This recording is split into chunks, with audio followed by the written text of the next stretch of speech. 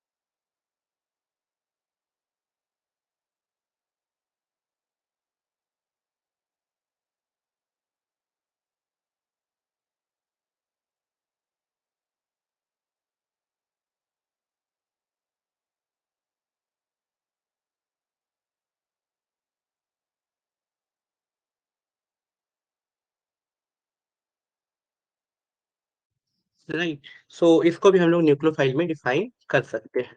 अब देखो बेटा, अब आता है रिएक्शन इंटरमीडिएट। कि रिएक्शन इंटरमीडिएट को आप किस तरीके से एक्सप्लेन करोगे, ठीक है, कि what do mean by this term, that is erection intermediate. अब इसमें देखो, इसमें दो तीन चीजें पढ़ने हैं आप लोगों को, कि फ्री रेडिकल्स क्या होते हैं, ये सारी चीजों को इसमें हम लोगों को कवर करना है।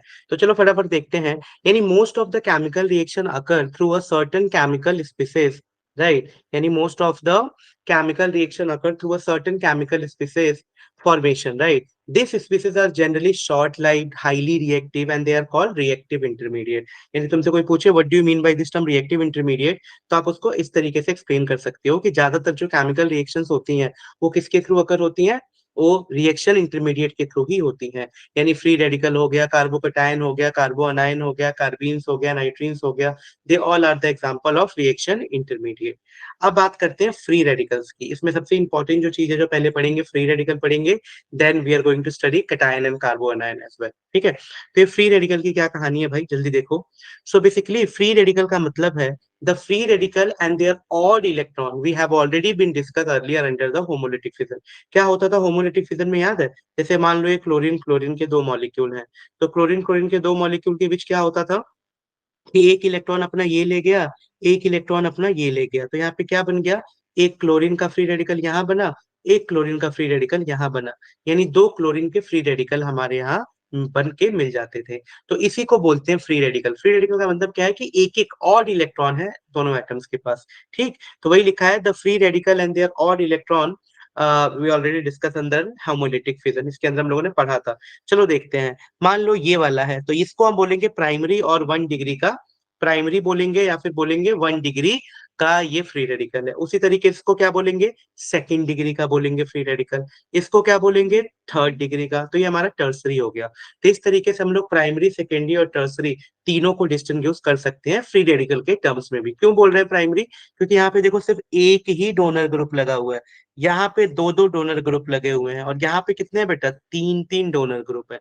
तो due to presence of 1 2 3 they are called tertiary free radical. तो जब भी फ्री रेडिकल होगा ना, आपको एक ऑड नंबर ऑफ इलेक्ट्रॉन यहाँ पे देखने को मिलेगा।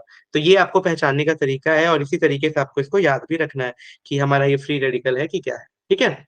चलो, यानी these free radical, right, these free radical are sp2 hybridized, that is a planar chemical species, and they are unhybrid, ठीक है। तो इसको देखो जल्दी ध्यान से।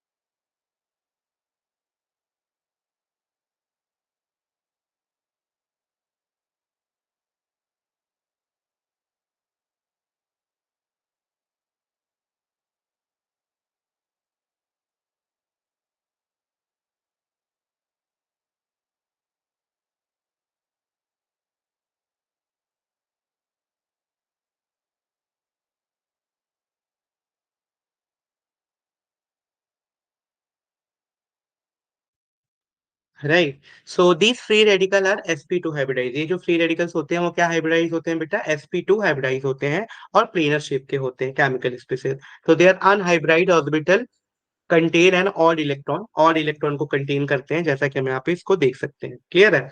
अब देखो बेटा, ये हो गया हमारा दो sp2 हाइब्राइड, ये देखो ध्यान से दिख रहा होगा, ये sp2 हाइब्रिडाइज हो गया हम लोगों का, right.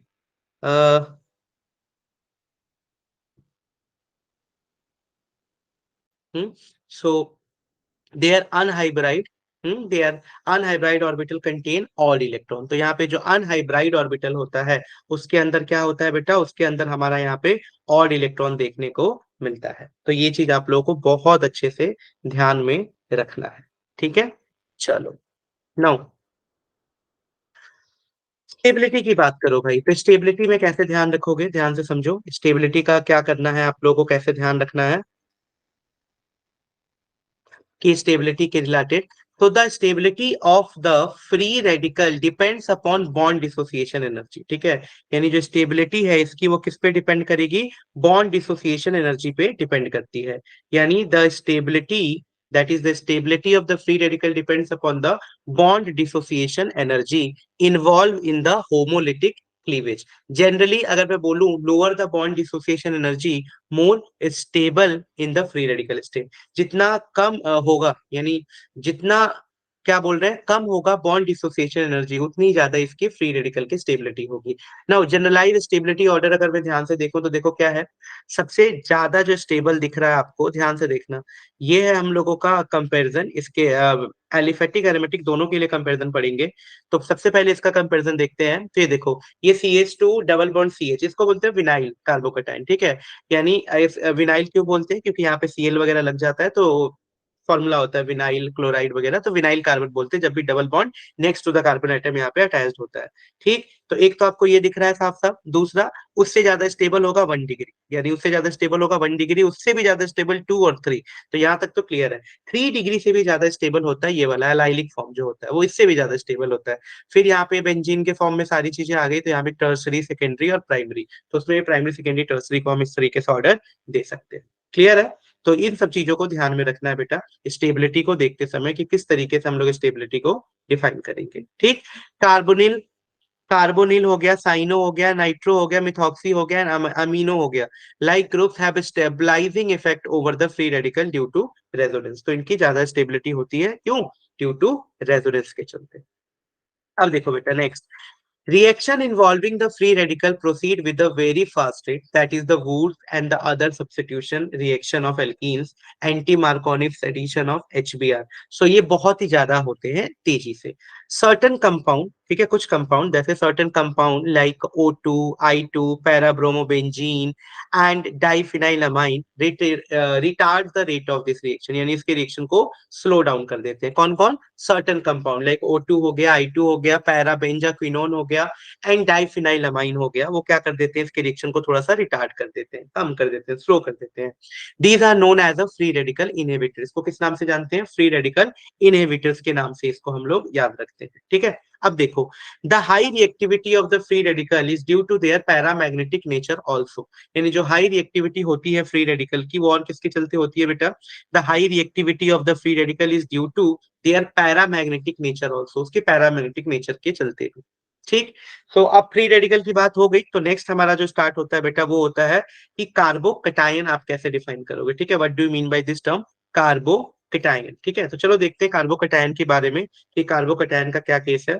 So basically a chemical species which bear a positive charge on the carbon and carry 6 electron in its valence shell is called carbocation. ठीक है, उसको हम क्या बोलते हैं, कार्बोकटायन बोलते हैं। किसको बोलोगे कार्बोकटायन बेटा, यानी ऐसी chemical species which bear the positive charge, जिसके पास पॉजिटिव चार्ज हो, मतलब जो पॉजिटिव चार्ज शो कर रहा है।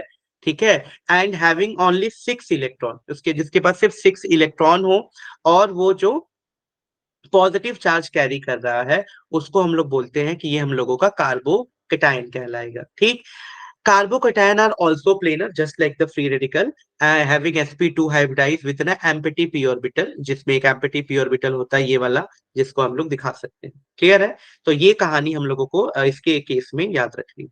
ठीक है, तो कोई प्रॉब्लम नहीं। कार्बोकटायन किसको बोलोगे, कार्बोकटायन यानी जब कार्बन पे पॉजिटिव चार्ज आ गया, यानी ऐसी chemical species which bear the positive charge on carbon और जिसके पास 6 इलेक्ट्रॉन हो, मतलब डेफिशिएंसी हो इलेक्ट्रॉन की, तो उसको हम लोग बोलेंगे कार्बोकटायन। क्लियर है, अब देखो बेटा आगे चलते हैं। Carbocation are also planar chemical species that is sp2 hybridize. तो क्लियर हो ही गया। Now decreasing order of the stability, तो just like a free radical, इसकी स्टेबिलिटी भी उसी तरीके से होती है। तो फटाफट देखते हैं कि इसकी स्टेबिलिटी का ऑर्डर हम किस तरीके से डिफाइन करेंगे। तो देखो बेटा, for example we have trichloropropyl that is a methane carbocation. तो यहाँ पे एक मीथेन कार्बोकटायन है और यहाँ पे तीन तीन डोनर ग्रुप है, दिख रहा है, 1, 2 और 3। सो ये वाला जो है वो इससे ज्यादा स्टेबल होगा as compare to dicyclopropyl methane carbocation, क्योंकि यहाँ पे 3 3 डोनर ग्रुप है, यहाँ पे सिर्फ 2 डोनर ग्रुप है, जो हम सेकेंडरी और प्राइमरी नहीं पढ़ते थे उस हिसाब से भी अगर आप देखते हो तो क्लियर है। तो यहाँ पे 2 2 डोनर ग्रुप है, वहाँ पे 1 1 डोनर ग्रुप है, तो उस हिसाब से भी आप इसकी स्टेबिलिटी को बता सकते हो। तो this one is much more stable. अब देखो यहाँ पे भी कार्बोकैटायन है ट्राइफिनाइल मीथेन, तो यहाँ पे 3 डिग्री का बेंजाइलिक है, यहाँ पे 3 डिग्री का एलाइलिक कार्बन है, ठीक है। तो 3 डिग्री बेंजाइलिक, 3 डिग्री एलाइलिक, इन दोनों की स्टेबिलिटी ऑलमोस्ट सेम ही होती है, लगभग बराबर ही होती है। अब देखो यहाँ से मैं ऑर्डर बता रहा हूँ, सबसे कम स्टेबिलिटी होती है 1 डिग्री एलाइलिक कार्बोकैटायन की, ठीक है, 1 डिग्री एलाइलिक कार्बोकैटायन की। उससे ज्यादा किसकी है? 2nd डिग्री कार्बोकैटायन की। तो ये पूरा ऑर्डर है जिस ऑर्डर में आप इसको याद रख सकते हो, ठीक है। तो ये पूरा आपका ऑर्डर होगा जिस ऑर्डर में तुम इसको रिमेम्बर कर सकते हो कि भाई ये ऑर्डर है, इस तरीके से हम इसको पूरा लर्न कर सकते हो, ठीक है। तो मुझे नहीं लगता कि ऑर्डर से रिलेटेड किसी को कोई प्रॉब्लम होगा, ठीक। तो देखो ऑर्डर कैसे कैसे है पूरा अपना, सब ट्राइफिनाइल मीथेन, टर्सरी बेंजाइलिक और टर्सरी एलाइलिक का ऑर्डर ऑलमोस्ट सेम है दोनों की। उससे कम कौन है? डाइफिनाइल, जो कि सेकेंडरी बेंजाइलिक है, जो कि ऑलमोस्ट इक्वल है 2nd डिग्री एलाइलिक के इक्वल, है ना। उसके बाद 3 डिग्री कार्बोकैटायन है, फिर हमारा बेंजाइलिक कार्बोकैटायन है, फिर सेकेंडरी कार्बोकैटायन, और सबसे लीस्ट स्टेबल है 1 डिग्री एलाइलिक कार्बोकैटायन। क्लियर है। तो जब हम ये पढ़ लेते हैं तो जो हमारा नेक्स्ट स्टार्ट होता है दैट इज कॉल्ड कार्बो अनाइन, ठीक है। तो कार्बो अनाइंस किसको बोलते हैं? तो बेसिकली एक ऐसी chemical species bearing a negative charge, है ना, जिसके पास क्या होता है? नेगेटिव चार्ज होता है। यानी a chemical species bearing a negative charge on carbon atom and carrying 8 electron in its valence shell is called carbanion. उसको क्या बोलते हैं? कार्बा अनाइन बोलते हैं। तो याद रखना, कार्बन अनाइन कैसे डिफाइन करोगे? A chemical species bearing a negative charge on carbon atom and carrying 8 electron in its valence shell is called carbanion. अब देखो कार्बन अनायन का स्ट्रक्चर से रिलेटेड इंपॉर्टेंट चीज कि the structure of the simple carbon ion is usually pyramidal, ठीक है। कैसा होता है शेप इसका? यूजली पिरामिडल शेप का होता है। यानी जनरली हम इसको बोल सकते हैं केमिकल स्पीसीज जिसपे नेगेटिव चार्ज हो कार्बन एटम पे, और जो 8 इलेक्ट्रॉन को कैरी कर रहे हो, मतलब देखो वहां पे 6 इलेक्ट्रॉन थे, डेफिशिएंसी थी, और यहाँ पे 8 इलेक्ट्रॉन है, ठीक है। So chemical species bearing a negative charge on carbon atom and carrying 8 electron its valence shell is called carbon, तो उसको हम लोग कार्बन आयन बोलते हैं। क्लियर है। यानी the structure of simple carbon अनायन is usually pyramidal, मतलब sp3 हाइब्रिडाइज होता है, जबकि हमने पढ़ा था प्लेनर के केस में, और किसके केस में पढ़ा था? प्लेनर के केस में पढ़ा था, और एक पता था फ्री रेडिकल, दोनों में sp2 हाइब्रिडाइज हो रहा था, ठीक है। तो ये देखो sp3 hybridized orbital forming sigma bond, sp3 hybridized orbit paired electron, तो इस तरीके से हम इसको बना सकते हैं। क्लियर है ये चीज? देखो तो यहाँ पे ये sp3 हाइब्रिडाइज है, एक लोन पेयर यहाँ पे प्रेजेंट है। So the geometry of allyl and benzyl carbon ion is almost planar and their hybridization is sp2। अब आता है हमारे पास कुछ इंपॉर्टेंट इफेक्ट्स जिनके बारे में हम लोग को पढ़ना होता है, ठीक है, that is inductive effect and all this thing, कि ये क्या होता है इंडक्टिव इफेक्ट और किस तरीके से इसको हम डिफाइन करते हैं। तो basically the inductive effect is define as the polarity produce in the molecule, ठीक है। इंडक्टिव इफेक्ट को आप कैसे डिफाइन करोगे बेटा? That is the inductive effect is defined as the polarity produce in the molecule due to the presence of a polar bond, किसके चलते? Due to the presence of polar bond, है ना, in a chain of carbon atom with a chlorine atom join at one terminal। अब किस तरीके से इसको देखते हो? तो it is due to the higher electron activity of the chlorine atom, the electron distribution in the carbon chain किस तरीके से वेरी करता है उसको आप देख सकते हो। तो बेसिकली इंडक्टिव इफेक्ट का मतलब क्या है ये सोचो। देखो मैं बोल रहा हूँ कि मान लो यहाँ पे मैंने कोई इलेक्ट्रोनेगेटिव एलिमेंट को यहाँ पे ज्वाइन कर दिया, किसको ज्वाइन कर दिया है? कोई भी इलेक्ट्रोनेगेटिव एलिमेंट है एक्स। अब जैसे ये इलेक्ट्रोनेगेटिव एलिमेंट एक्स यहाँ पे ज्वाइन होता है, ठीक है जी, ध्यान से समझना, जैसे ये इलेक्ट्रोनेगेटिव एलिमेंट एक्स है इससे ये ज्वाइन होता है, ठीक है, इलेक्ट्रोनेगेटिव एलिमेंट है एक्स, इससे ये जैसे ही ज्वाइन होता है क्या देखने को मिलेगा आपको? तो इस इलेक्ट्रोनेगेटिव एक्स के चलते, क्योंकि ज्यादा इलेक्ट्रोनेगेटिव है तो इलेक्ट्रॉन को खींचेगा, तो इस पे आ जाएगा पार्शियल पॉजिटिव चार्ज, इसका नेक्स्ट कार्बन होगा उस पे भी थोड़ा सा पार्शियल पॉजिटिव चार्ज आएगा। मतलब जैसे जैसे डिस्टेंस बढ़ता जाएगा ना इलेक्ट्रोनेगेटिव एलिमेंट का और इस कार्बन का, वैसे वैसे पॉजिटिव चार्ज की मैग्नीट्यूड थोड़ा कम होता जाएगा। देखो मैं स्मॉल स्मॉल डेल्टा डेल्टा लिखते जा रहा हूँ, है ना। यानी basically inductive effect polarity produce करता है मॉलिक्यूल में, क्यों? Due to the presence of polar bond, क्योंकि यहाँ पे एक पोलर बॉन्ड बन रहा है नेगेटिव और पॉजिटिव का, तो इस पोलर बॉन्ड बनने के चलते एक पोलैरिटी को इंट्रोड्यूस करता है। ठीक है। यानी in chain of carbon atom with the chlorine, मान लो यहाँ पे क्लोरीन एक्स की जगह ज्वाइन एट वन टर्मिनल, जैसा कि हम दिखा रहे हैं, it is due to the higher electron activity of chlorine atom the electron distribution carbon chain इस तरीके से वेरी करने लगेगा। तो देखो किस तरीके से वेरी कर रहा है। ये रहा पोलर बॉन्ड, ठीक है। तो ये हो गया हम लोगों का पोलर बॉन्ड जो माइनस नेगेटिव नेगेटिव जा रहा है। ये हम लोगों का C1 C2 C3, तो देख रहे हो मैग्नीट्यूड ऑफ पॉजिटिव चार्ज घटता जा रहा है। यानी सबसे ज्यादा इफेक्ट जो आ रहा है वो पहले वाले कार्बन पे आ रहा है, फिर सेकंड वाले कार्बन पे थोड़ा कम हो गया है। तो ये इसी को बोलते हैं इंडक्टिव इफेक्ट। यानी this induction of polarity due to presence of a polar bond in organic molecule is called inductive effect. तो इसी को हम लोग किस नाम से जानेंगे बेटा? इंडक्टिव इफेक्ट के नाम से जानेंगे। क्या क्या फीचर्स होते हैं इंडक्टिव इफेक्ट के? तो पहला, ये परमानेंट इफेक्ट है, ये सबसे इंपॉर्टेंट चीज कि this is a permanent effect. दूसरा, it operate through sigma bond only, यानी किसके थ्रू ऑपरेट होता है? सिर्फ बेटा सिग्मा बॉन्ड, याद रखना, सिग्मा बॉन्ड। तो it operate through sigma bond only. तीसरा, decrease in magnitude as move away from the cause of polarity, यानी डिक्रीज इन मैग्नीट्यूड होता है जैसे जैसे हम इससे दूर जाते हैं। तो अभी भी पढ़ा था। जनरली कंसीडर्ड इन सैचुरेटेड कंपाउंड, जनरली कहाँ पढ़ते हैं? सिर्फ सैचुरेटेड कंपाउंड मतलब सिंगल कंपाउंड्स में, ठीक है। अब जो हमारा ये इंडक्टिव इफेक्ट होता है ना, ये भी दो टाइप्स का होता है, एक को बोलते हैं पॉजिटिव, एक को बोलते हैं नेगेटिव।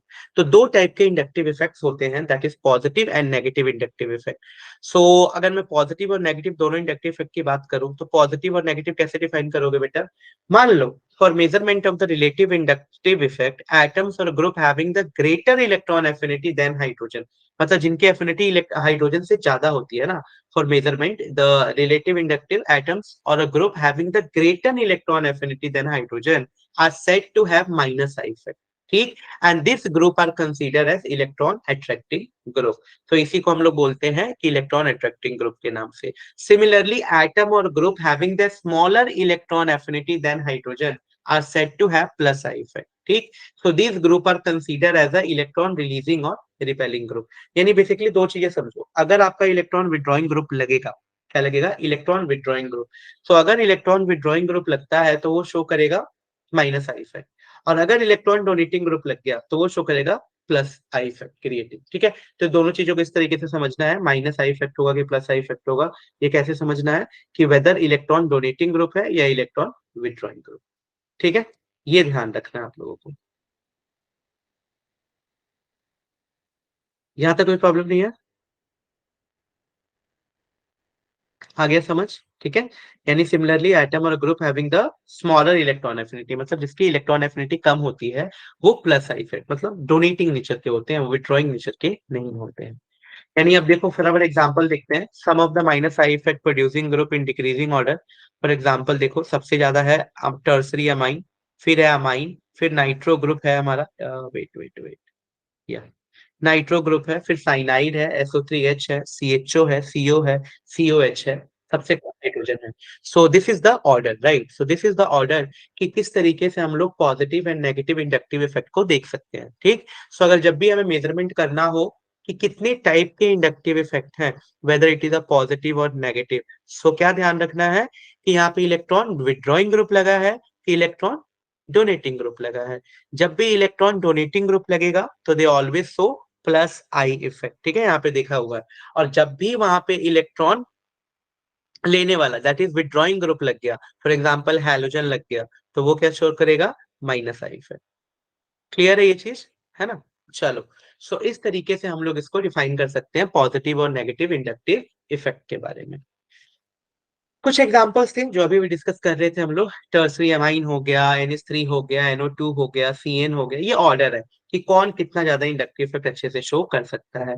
तो सबसे कम हाइड्रोजन का है, उसके बाद से आप ऑर्डर देख ही रहे हो, तो ये पर्टिकुलर ऑर्डर है। On the other hand, alkyl group O and CO negative are plus I effect producing group. The plus I effect of different alkyl group is under O negative is greater than CO negative greater than tertiary alkyl group. So plus I power of same type of alkyl group varies directly with the number of carbon atoms in the alkyl group. ठीक है, यानी the terminology plus I and minus I is due to Ingold, while Robinson has suggested opposite sign. ठीक है, to avoid the confusion we shall use Ingold terminology throughout. तो I hope यहाँ तक clear है सबको, यहाँ तक किसी को कोई डाउट नहीं है। चलो ठीक है। सो नेक्स्ट है बेटा हम लोग का electromagnetic effect. So basically electromagnetic effect involve the complete transfer of pi electron to one of the bonded atom in an organic compound, right? So it is a temporary effect that caused due to the presence of an attacking region, that is an electrophile, or we say a nucleophile, that triggers the formation of a dipole in the organic compound. यानी electromagnetic effect कब आएगा? Electromagnetic involve the complete transfer of pi electron. वहां पे sigma bond की बात हो रही थी, यहाँ पे पाई इलेक्ट्रॉन्स की बात है. यानी the electromagnetic effect involve the complete transfer of pi electron to one of the bonded atom in an organic compound, and it is temporary effect that occurs due to presence of an attacking region. So एक temporary effect है जो कब occur होता है? Due to presence of an attacking region. ठीक है, तो ये दो चीजें याद रखनी है. पहला यहाँ पे पाई इलेक्ट्रॉन का ट्रांसफर होगा, ठीक है, complete transfer of pi electron. दूसरा, it is a temporary effect that occurs due to presence of an attacking reagent. ठीक है, और इलेक्ट्रोफाइल और न्यूक्लियोफाइल कुछ भी हो सकता है यहाँ पे. ठीक है, the electromagnetic effect subside when the attacking region is remove from the system.